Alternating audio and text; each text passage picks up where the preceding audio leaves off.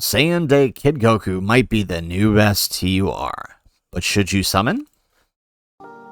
How's it, everybody? Celtic Link here. We're back for another Dokkan battle video. In today's video, we are taking a look at the upcoming Saiyan Day unit, Kid GOku from OG Dragon Ball. This guy will be releasing in about 20 hours from the release of this video. Actually, closer to 18 hours from the release of this video on 8:18 p.m. March 17th, Hawaii Standard Time. For most of you guys, that'll be on the 18th at whatever equivalent time that is in your time zone. You can always use the time and date converter to figure out what that's going to be for you. Now, let's take a look at the unit and answer that age-old question, should you summon?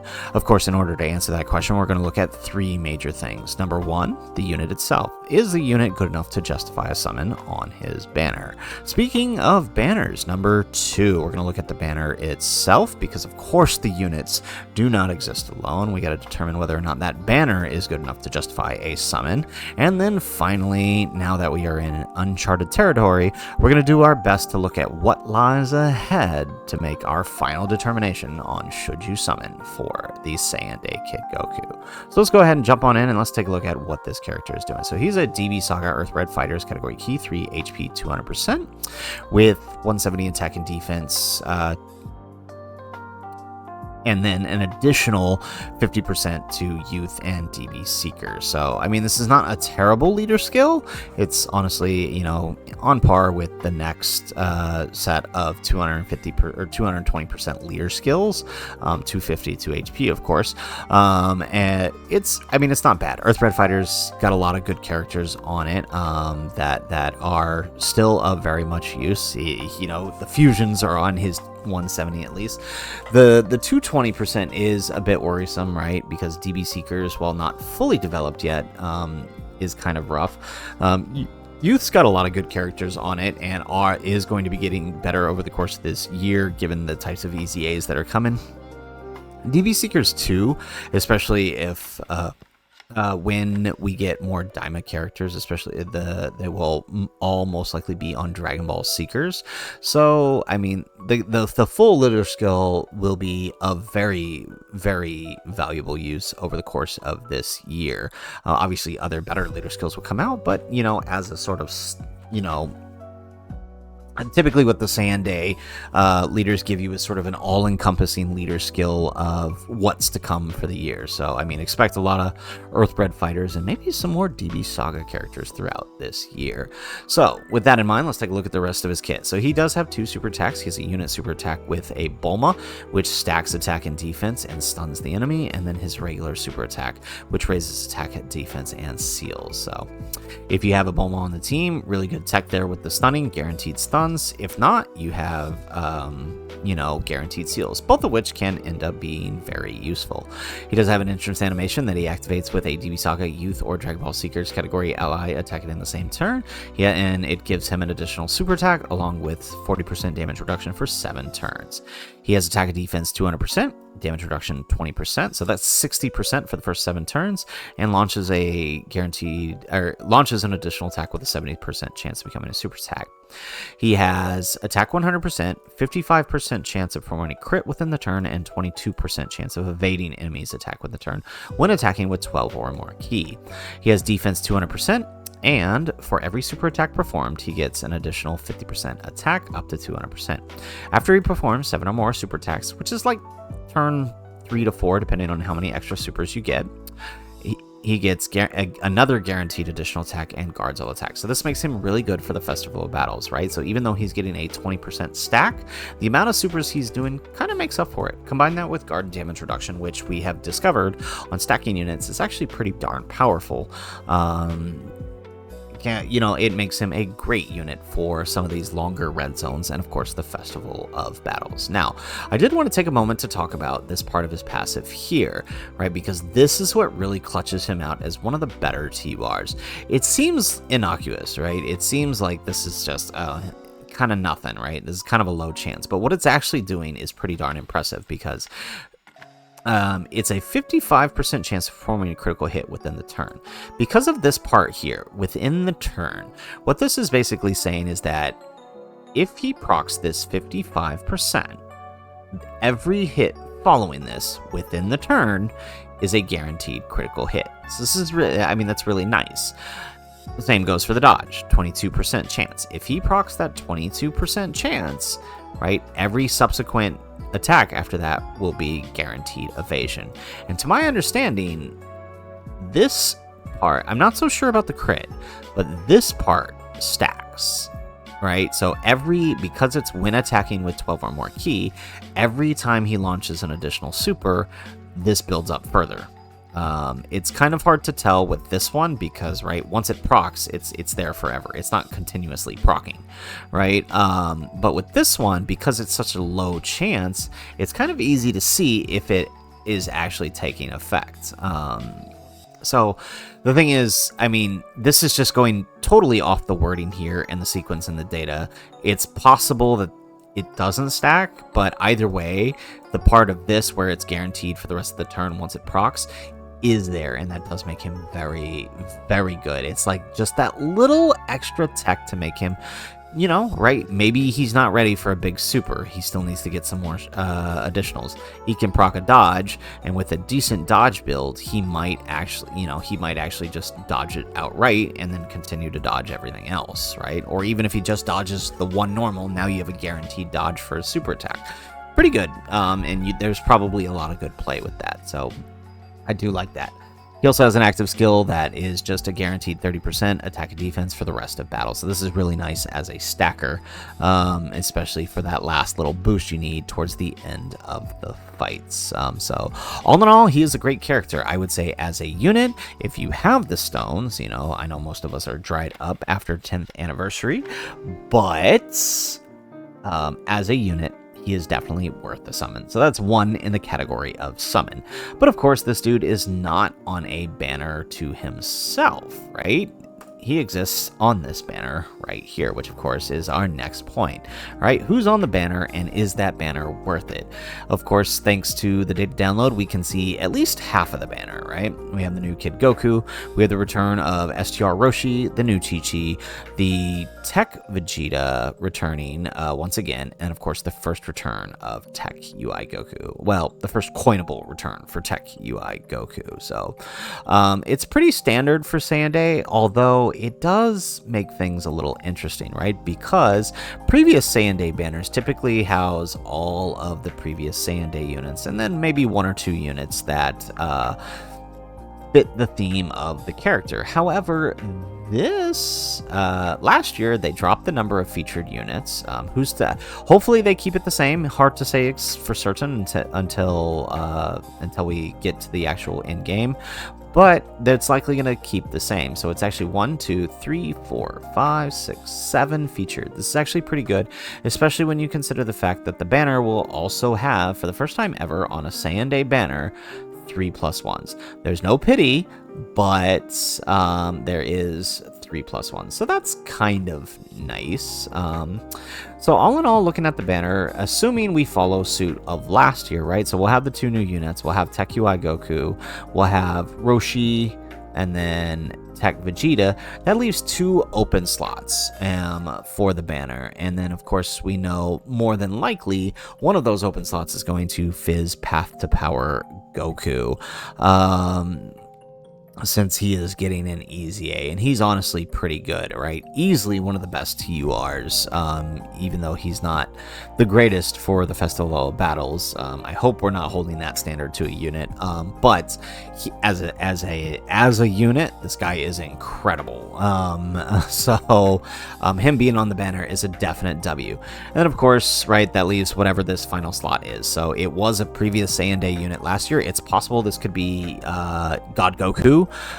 Or maybe if they go the DB Saga route, which I think they might, because they also put STR Roshi on there, and then of course you are going to need units to fulfill his condition. They could put someone like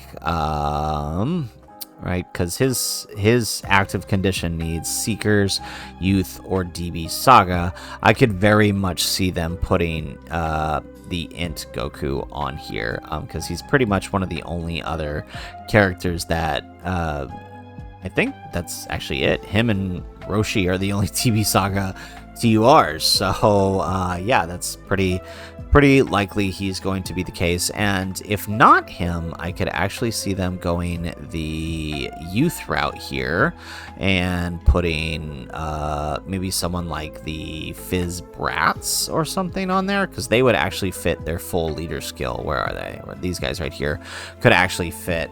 They could do something wild like Tech Pan. God, I hope not. But they could do something like that. Or just put, some random Earthbred Fighters character on there to fulfill, like Int Yamcha I could also see on the banner. Or maybe even AGL Kid Gohan if they didn't want to put a too overpowered EZA on here. I could definitely see them doing that. So all in all, the banner itself is pretty good, actually, looking at it. It's for a Saiyan Day banner, which are pretty always the same.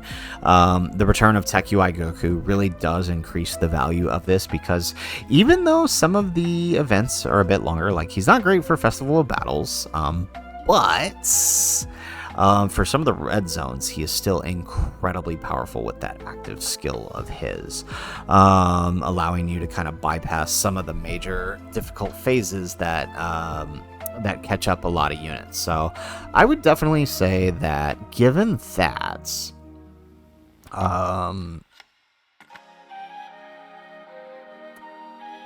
I would say that, this is a summon on the banner, right? The banner itself is actually pretty good. So that's one for the unit and one for the banner. And really the thing that clutches out the banner for me is the fact that these two are stackers, right? Tech Vegeta is actually really good in the new event, along with the Tech Vegeta, along with Path to Power Kid Goku being on here, who is one of the better TURs. I think it actually makes the banner pretty valuable. Combine that with the 3+1s, yeah, it's a pretty valuable banner. So that's one for the unit and one for the banner. So of course that means what lies ahead. Most of us are spent dry from the anniversary, right? So if we summon on this banner, what are we giving up in the near future? Well, it's kind of hard to say, right? Because there's no real good answer. We know that last year the April Dokkan Fest included a Dokkan Fest and a Yellow Coin LR. So we know that that's what we can expect for April. Probably not going to be anything too crazy. I mean, Topo was good.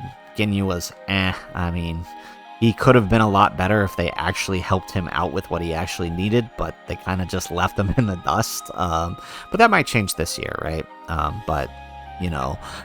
So probably just some random TUR next, and then of course we will move into Golden Week from there at the beginning of May. Now last year the Golden Week units ended up being some of the best TURs and remaining so throughout the entire year. So this is probably the next big point that most people should be saving for, assuming we hold the same as the year prior. And then, of course, after that, right, we'll have a traditional random Dokkan Fest with a Part 2 LR. Last year on JP, it was the Rose and the Cell Max. Cell Max ended up being pretty good. Rose, of course, while he did have his issues, was fun, but, not an immediate summon, and neither was Cell Max. Following that, the next big thing we know at the beginning of July, now that we are no longer celebrating anniversary in July on Global, we will probably be celebrating, along with JP, the Tanabata celebration. Last year that was TEQ, and he ended up being one of the most dominant units aside from the 9th anniversary LRs and the 6th year EZAs. Ended up being one of the most dominant units throughout the entirety, well, I shouldn't say entirety, half of the year last year and into the beginning of the 10th anniversary. So probably likely to say the same thing is going to happen again this coming year with the Tanabata LR and whoever his Part 2 ends up being. So I would definitely say that between this and Golden Week should be the next big steps for most players, if not all the way to worldwide, but it's hard to kind of predict out to worldwide. Between now and then, we're probably going to get around 900 to 1100 stones. I'm going to do a full video breaking down every bit of stones we can get between now and Tanabata, so just know that, you know, any summons we do here on Saiyan Day, who, by the way, will return in October, right? This Goku will return in October. Any summons we do are potential summons we're giving up on the next major celebrations, which are Tanabata and Golden Week, which could be some really, really good TURs. Although Golden Week is typically a skip due to their return in such close proximity with worldwide. So just know that that's what you're giving up. So all in all, knowing what's coming and knowing that most of us are spent on Dragonstones following the anniversary, I'm going to go ahead and say that's actually no for what lies ahead. Just because at this point, most players should begin their path to saving for the rest of the year. So given that, I'm actually going to come back to a tiered recommendation, and it's mostly because we are in a situation where we have this really difficult event and we need characters with these better leader skills and of course who can stack infinitely. So if you made out like a bandit on the anniversary and you are sitting at 1,000 stones or greater combined with the 3+1s, I would say you could probably afford to do, you know, a couple rotations, especially given we are going to be seeing about 1,100 stones between now and the Tanabata celebration.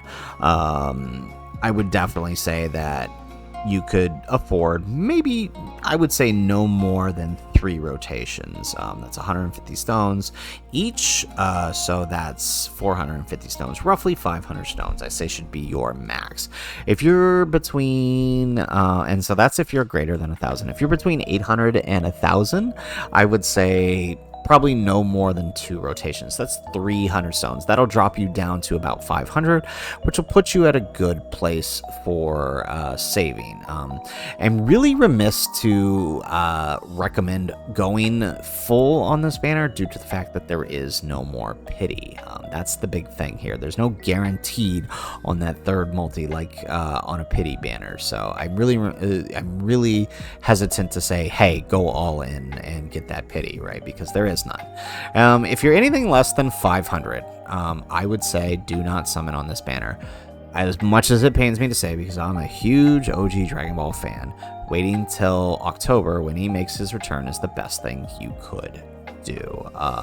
For most players, especially given we are on the tail end of the anniversary. I know that's crazy to say for the major Saiyan Day celebration, but I do think that that is the best call. So 800 to, you know, if you're around 800, I would say no more than 2 rotations. 1,000 or greater, maybe 3 rotations, 400 stones, roughly 450 stones. Anything less than 500, you should just hold on to your stones and save for the next major celebration, because that'll give you a decent chunk for Golden Week if you decide you like whatever Golden Week ends up being. So guys, that is it for the video. That is my recommendation on whether or not you should summon for the Kid Goku. Again, it is a tiered recommendation, and it is based on where you're sitting after the 10th anniversary. If you guys like the video, make sure you hit that like button. Subscribe to the channel if you have not already, and in the comments down below, let us know, will you be summoning in about 18 hours for the Dokkan Fest Saiyan Day Kid Goku? Let us know in the comments down below. Otherwise, guys, as always, thanks for watching, and aloha.